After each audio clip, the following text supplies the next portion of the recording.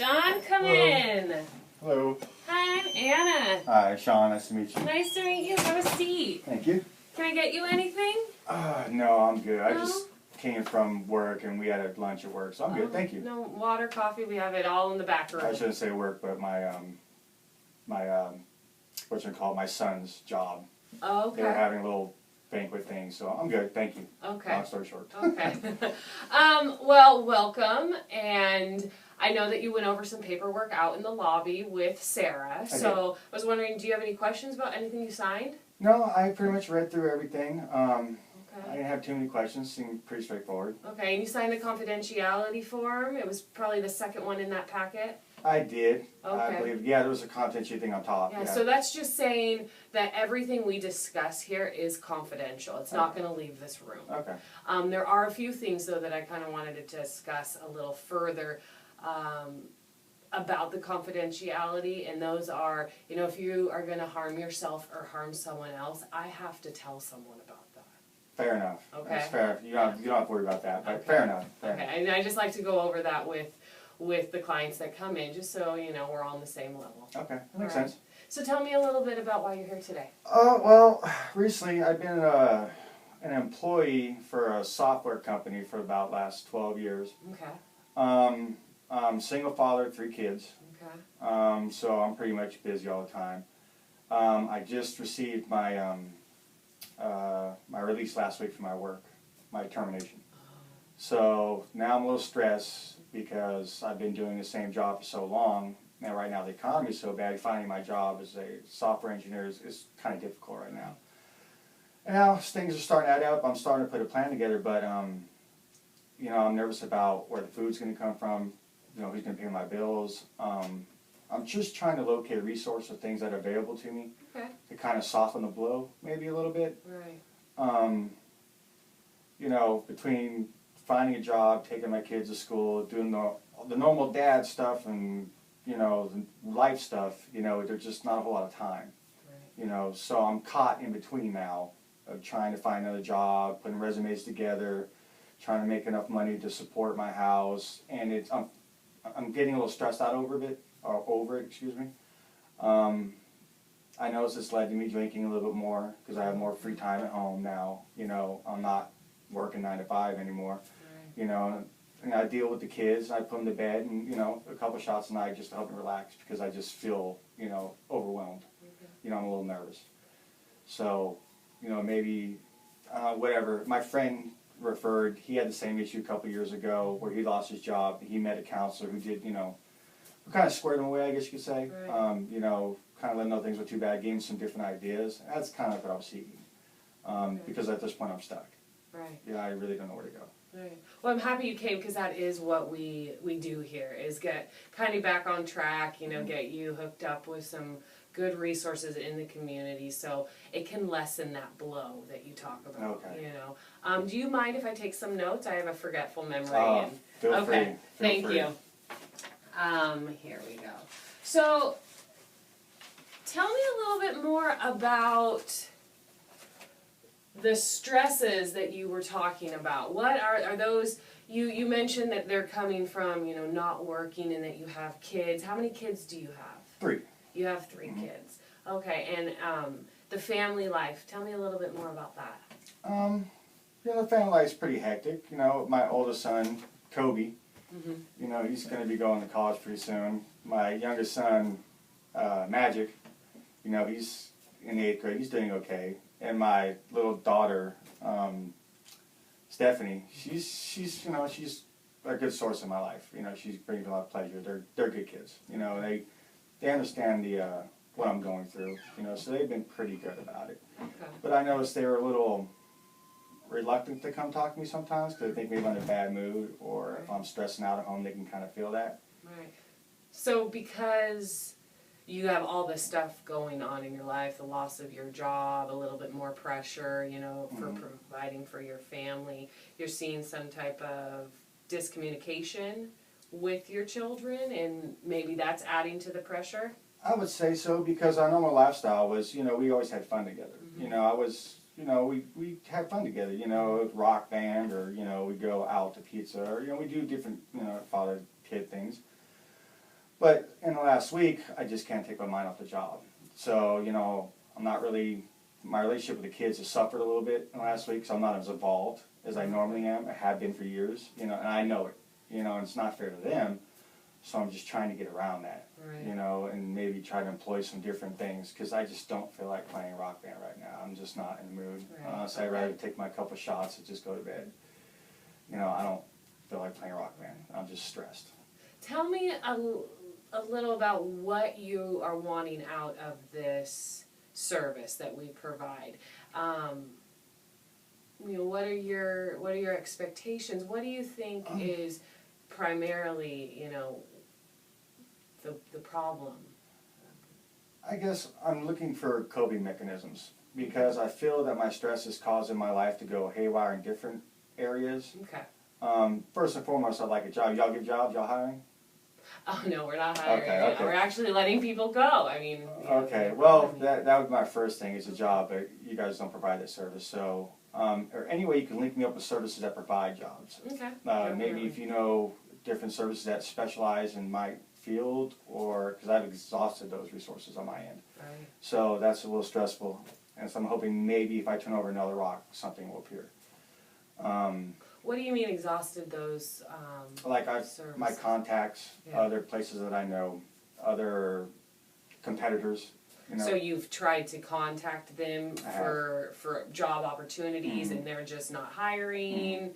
But those are still networks that you have in your profession, or are they? They are, but I think some of my friends maybe think I'm a little, I don't know, maybe some are disassociating away from me, maybe. Why do you like- think that's? For the reason I got fired. Okay. Well, I came in hungover to work, still a little intoxicated, which is obviously frowned upon. And that was my next question. You did get fired from this job of 23 years? 13. 13. 13 years. And so you came in under hungover. Hungover. We drank the night before. I meet a few friends like 3 or 4 in the morning. And I went to bed. I woke up at 6:30 coming to work, and I was still drunk. I mean, I'm not gonna no illusions of grandeur. It is what it is. Right. But I went in and I got caught by my boss. Who was just right there in my office when I came in of all days. Okay. And Now, is this something that has happened before, or is this the first time? it was an isolated incident. It was. It was an isolated. Now I've gone out drinking with my friends before, like Monday Night Football, and went to work hungover, but never really stayed out to 4 and then went to work the next day. I always thought it was a little apropos, but it's an isolated incident. I've never really drunk at work before. I don't drink at work. Right. It was just it's a Cowboy game, Monday Night Football. We're having fun, and I just let loose. Okay. That's what it came So down. you like sports. That's You're a understandable. sports Yes. fan. Yes. Okay. Any other areas where the drinking is affecting your life? Do you have any other legal issues or problems? No, I have no other issues or problems right now. Like I said, my biggest concern was, I don't want my family life to be affected. Right. And monetary issues. If I have enough money to survive for another couple of weeks, I've saved a little bit. But in 2 weeks, if I don't find a job, my funds are going to be, gone. I have a mortgage of $2,000 a month. I got a car payment. The kids' school lunches all cost money, groceries, everything. What does the alcohol drinking look like at home? You said you're having a couple shots to go to bed. Since I got fired. Yeah. Since Let's I got start there. fired, it's been a couple shots or more every night. Okay. I would say maybe like 3 or 4 at the most, because I don't want to get sloppy again. But at the same time, I just need to relax. I just need to take that edge off, because I can't stop worrying about stuff. It just doesn't stop. So your level of stress, your level of worry has heightened, so it's causing you to cope with possibly drinking more. Yes. That seems to make sense to me. Has this influenced possibly you being motivated to go and look for work? Is that? I don't think it's kept me unmotivated. Because when I wake up in the morning, I'm still fine. I'm not hungover or anything like that. I'm still, I'm still jamming on the computer looking for jobs. Right. At this point, I'm almost relegated to not work in my profession anymore, start over again. Which leads me to another problem. Do I have to go back to school, Right. for another career? What do I do then? It's... Have you thought about the pros and the cons of going back to school? I have. Okay. I have thought about the pros. What have you come up with? The cons would be I'd have to be a full-time father, student, and employee, which is going to stretch me very thin. I don't have a whole lot of family support for my kids as far as arranging pickup daycares. I know a few other parents I can probably work with to drop my kids off at home. I can probably make that happen. Okay. But, going back to school, putting the hours in is really going to stretch me thin. Okay. I mean, could I do it conceivably? But it'd be a painful few years. It would be painful. Yeah. Okay. But, if it's something that I think could work, I'll sacrifice 4 years of hardship if I need to. If that's something. But I'm still kind of in the middle process of kind of looking through that. I'm going to get the job thing, another week before I start. And then, at school, do employers like people who go to school? Is that something I got to worry about? Because now my schedule's limited, so it puts me in such a quandary. It stresses me out beyond belief. I wake up thinking about it, I go to bed thinking about it. It's nonstop. Tell me a little bit, do you use any other outlets for your stress? You've told me the alcohol, and we're going to go back to that if you don't mind, because it kind of keeps coming up throughout your session. And I think ignoring it wouldn't be the best avenue to take. But are there any other ways that you are dealing with your stress currently? I have time now because Right. I don't go to work, so I do go to the gym every other day. Just kind of, it seems to help, play some ball or do something like that, rather than sit at home all day, miserable and Right. stressed. So it is a kind of an escape. I do like it. But again, once I find a job, I won't be able to do that no more. So I'll just make time for that, which again makes me thin in the bottom end. So, it's for right now, it's a good thing. Okay. And I think that's important to look at, is that there are alternatives to to how you're dealing with this situation, and to kind of just look at those strengths of yours. And we'll revisit those, in further sessions if you're willing to come back, and hopefully at the end of this one. So you've come in today because you were fired from your job. You're feeling very overwhelmed, a lot of stress with the family, leading to possible, increase in drinking. Going back to getting fired from this job that you've had for 13 years, which is a long time, so that's something to be proud of, that you have a good work ethic. This one isolated incident happened to, get you fired. What were your behaviors when you went into work that day? Well, I dress like I normally do, so I don't think my appearance is altered. I was wearing sunglasses when I walked in the office, which is normally not the norm. Okay.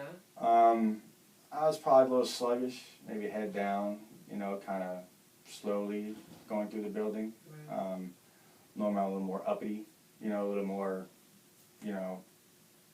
chatty, I guess you say, with the people, Okay. like to talk. But, yeah, I was probably a little off that day. Okay. I was definitely a little slow, I think. And how was your reaction? Did you get fired, first thing? Did someone smell the alcohol on your breath? My boss. Your Yes. boss. Okay. My boss. Who was my new boss, because my old boss, who was my friend, moved on, so now this guy's been there a month. So it's just like, I should have just came and hung over a month ago, I'd been fine, but I picked today. But I guess that's not the real reason. Okay. But, that's logic. So there's a new person there, kind of new set of eyes. Yes. Probably had to follow a lot of more protocol. Mm-hmm. Okay. And we had that same rapport, I guess, with each other. We could let little things like that go. So yeah, that was, but I guess my initial feelings were I wasn't really upset at him. I'm more upset at myself. Tell me a little bit more about that. Well, I mean, it's my fault. I made a poor decision, and I gotta live with it. There's really nobody else to blame, but it's it's a little humbling when you make a mistake like this, when you consider yourself, a professional or someone upstanding in the community. It's a little, it's a reality check. you know, that I'm, you know, there's a pretty big flaw, Right. you know, doing what I've done. Did it surprise you? Was it a surprise? What were your thoughts around, you know, the feelings that you're talking about, you know, that you're this professional, you're supposed to, you know, be this member in society, yet here you are getting, you know, terminated, for lack of a better word, which I don't like that word, so let go, you know, for these behaviors. Is there any significance for you in the future is what I'm getting at. You know, what does that look like? What does the future look like for Sean? At this point, I don't know. I mean, I have a good feeling I'll bounce back on my feet. It's just not knowing when and where. Right. You know, that's the stressful part. Okay. You know, like I said, my life has been pretty good up until this point. You know, I've made some pretty good choices. You know, a couple bad here and there. But for the most part, pretty good. It's just a matter if it's just going to work out in time. Right. You know, and that's the biggest thing is time. Because I only have so much money to get me by. You know, so that's my main hindrance is, you know, I don't want to start serving ramen 7 days a week to my kids on dinner table. Right. You know, Right. I just don't want to think about that. But it's a reality. It's becoming a reality. And I want to avoid that if I can. So here at the center, we have some amazing workshops for people who are just like you in your situation, who have been let go from a job for no really, you know, big traumatic or, you know, crisis type of experience, but, you know, either the economy or in your instance, you know, this isolated event, you would fall into this category, but there's a lot of resources in this group. So there's actually someone from the county who teaches it, and they have a wealth of knowledge for opportunities that are currently, you know, within our county, within our state, and within our community, really. They're very educated. So would that be something that you might possibly want to get into? At this point, I'll try anything. Okay. And I'm open to anything Good. if it's going to help. Good. Yeah. And it shows like you're extremely willing. So the other thing that I wanted to address, you mentioned before, was your drinking. And it sounds like you're saying that you've turned to drinking a little bit more to help cope with what's going on. You know, that brings up a lot of concern for me, because will that, you know, continue to be your coping mechanism for this situation? I don't know if it's... while I'm unemployed, I mean, I could tell you no, but probably. I mean, probably. Because it sounds like you have a lot of responsibility. It just seems like it works. That's why it just takes the edge off. Right. You know, I don't really get sloppy drunk. I don't, you know, start slurring words or anything like that. But it allows me to relax. You know, I stop at 3 or 4, you know, I'm done. But it just lets me relax rather than constant. Right. Have you thought about, do you drink around your children? Have you thought about what they have seen in this shift from dad going to work, being, you know, in the work job all day, to dad being home, drinking, even if it's in, you know, a time period? Have you thought about and maybe even the access to the alcohol? Is that something that you allow in your home? Alcohol's always been in my home. I mean, I keep a bar, so it's not like, you know, I'm usually just a pretty social drinker. I mean, I have parties come over, you know, games, stuff like that. So the kids have been around alcohol. They've seen it. It's not a surprise to them. Okay. So, if anything, you know, I don't think they really see a problem with me drinking. Now, maybe not going to work every day, Okay. you know, is something that's, you know, they probably wonder what I do all day, you know, especially my eldest son. He's probably thinking, damn, what the hell, you know. Right. But, you know, that's why I'm here. I'm trying to hope to get just some guidance, you know, to see what I can possibly do to, you know, get back on. You're worried about what they are thinking too. Do you have that conversation with them? Do you let them know what you've gone through? I have not yet, no. You know, I didn't want to tell them the reason why I got fired. You know, it's embarrassing, especially if I keep preaching responsibility to them and then I go and get fired for drinking at work or being intoxicated at work.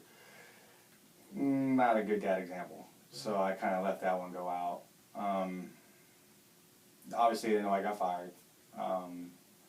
They know I'm looking for a job, and I keep telling them, don't worry, we'll be fine, you know, because I don't want stress on them. But, you know, Do I can only you tell want them them to tell you things that are going on in their life? they normally do. Yeah. I'm usually pretty involved in their life. You know, we have a pretty open communication between me and my kids. But it sounds like you are holding off on a lot of stuff. I'm holding on to stuff almost because I'm ashamed. Right. You know, I don't want them to look at their father as, you know, a screw up. But at the same time, I just don't want them stressing. You know, I don't want, you know, my kids to have to worry about, oh, I can't eat this today because we're running out of money. You know, I don't want them to have to endure that. So. Do you find that possibly your behavior, your attitude, your actions have shifted because you are holding all of this stress? So even though you're not talking to them, you don't want to bear your problems on your children, that it has, you know, that disconnect is actually creating more problems. I don't think so. I mean, it could. It's a possibility. I mean, it's, you know, because I haven't told them in this last situation, I've noticed our relationship kind of not as solid as it once was, or just a little more closed. But I wasn't so sure if that was, you know, me not telling the truth or just me being stressed out and not having time to interact with them. You know, It can very be a combination of the two. So, you know, unfortunately, I would love to sit and talk all day, but we do have, you know, the session is coming to an end. We have availability. I have availability all next week, so I hope that there's a time slot that, you know, fits with your schedule, and I will get you the pamphlet and the paperwork for that group. Okay. Now, maybe in the meantime, you know, look at how that communication, how that behavior and, you know, is affecting your family. You know, is it actually, it's not really that big a deal, it's kind of just me stressing, you know, trying to look and feel, is it that you're not, you know, communicating as well, or is it because you're just carrying so much stress that it's now flowing over into your kids? You know, and in the meantime, the job part, that's what we'll really focus on for next time, to just get you dialed in, you know. And if it's going back to school, we could get you hooked up on that path. I'm very close with the counselor at the local college, you know, and she can just get you that way. Okay. Or if it's, you know, getting hooked up with this group, because there's a lot of opportunity in there. In the meantime, I'll give you a packet of job placements that are hiring. So maybe, you know, just having that as a reference will be really good for you. Sounds like a start. All right, Sean. All right. It was great meeting you. Thank you so much, Anna. I appreciate your time.